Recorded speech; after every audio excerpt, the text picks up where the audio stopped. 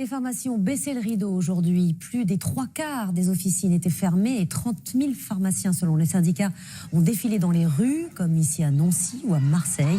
Une mobilisation pour réclamer une hausse des honoraires, pour s'opposer à la vente en ligne des médicaments et enfin pour alerter sur les pénuries de plus en plus fréquentes. Emmanuel Lagarde, Frédéric Bonne avec notre bureau de Poitiers.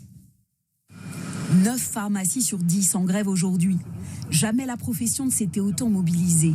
Signe d'un malaise profond aux racines multiples. Dans cette officine gréviste, mais réquisitionnée, on fait d'abord ce constat. Il y a de plus en plus de pénuries de médicaments.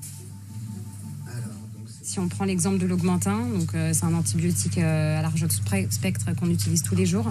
Aujourd'hui, j'ai une seule boîte en stock. Donc là, chez mon grossiste, il n'y en a pas. Donc je ne peux pas avoir de boîte aujourd'hui.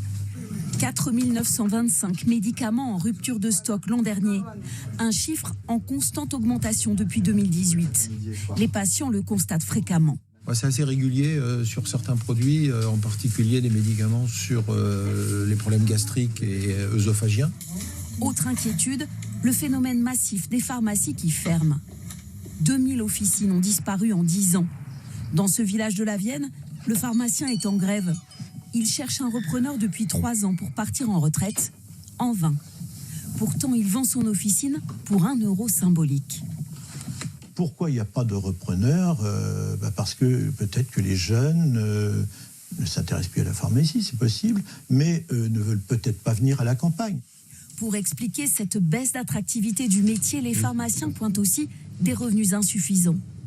En 2021, la profession déclarait un revenu annuel moyen de 80 000 euros bruts. Un chiffre qui cache de grandes disparités entre les pharmacies de quartier et les grandes officines. 3/4 des revenus des pharmaciens proviennent d'honoraires versés par la sécurité sociale. Par exemple, 50 centimes d'euros par ordonnance traitée.